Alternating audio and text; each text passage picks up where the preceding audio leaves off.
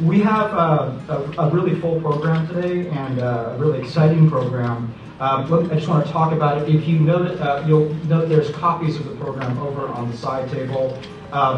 Immediately after the introductory remarks, we have a panel on stories featuring Professor David Rowe from the University of Utah and Professor Min-Young Sung from Boston College, both who happen to be old friends of mine.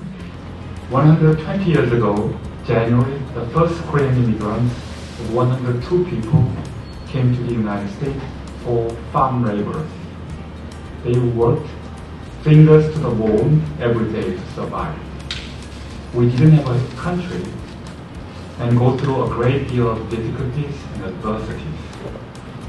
Yet, history shows that we had the strength to overcome them with fortitude and the belief in a better future. Now the small village from the unknown land has grown into over 2.6 million from the 10th largest economy. More than 25% of them call Southern California their home.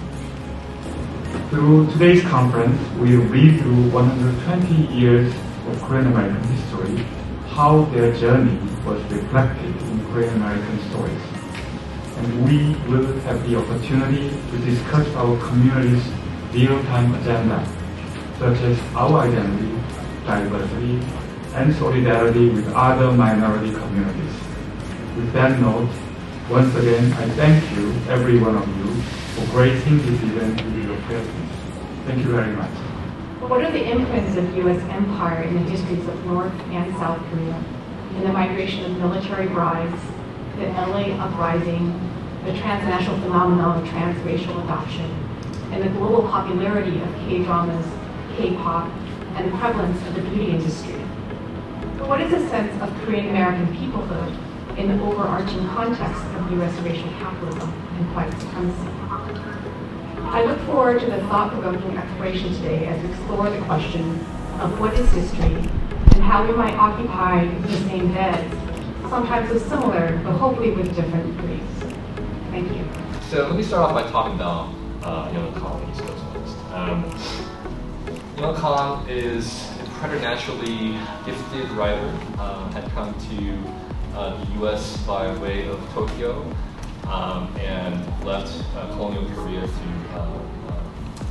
flee from prosecution by the Japanese state. Had been educated in Tokyo, had been educated in the U.S., had different languages. It's a Korea that has a presence in global imagining. Right? Need to know introduction, need to know justification. And second, think about how much Korean America has changed. In East Coast West, no such thing. Hyoung is literally trying to invent or write a place for himself in the annals of American literary history. And his initial presence is largely framed as a call for refugee. With Pachinko, Korean America is such a given that it's not even the main subject of the novel. Korean America certainly frames the novel. Jiyon is definitely a Korean American writer, right?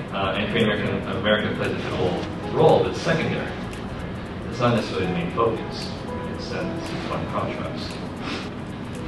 As immigrants or children of immigrants, many Korean Americans are themselves not far removed from the wartime displacement and indecencies that my parents experienced when they were children, nor the grinding poverty and lack of opportunities they faced when they were adults responsible for the welfare of 2 young children. I honestly struggle to make a distinction between refugee and immigrant.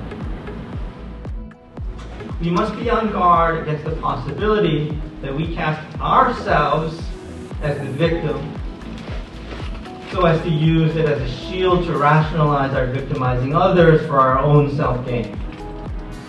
Our fears of bare life should not lead us to subject others to the same conditions or excuse our behavior when we do. Thank you.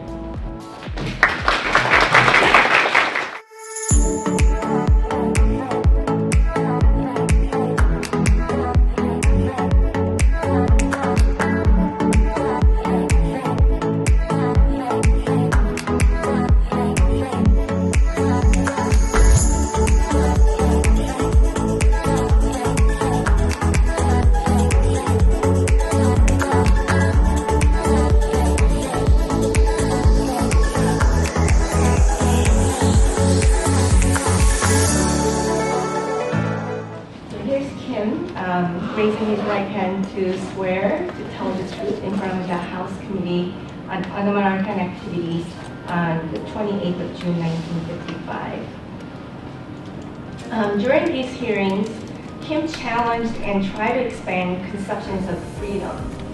So I will end my talk by sharing with you my not-so-secret dream, which is that in addition to writing the biography of Diamond Kim, I love to turn this work into a 7-part Netflix miniseries starring as Diamond Kim.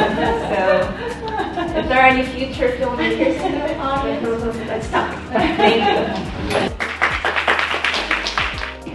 There were independence movement leaders who came to study in the United States, but also really to spearhead the Korean independence movement from the United States to fight against Japanese colonization.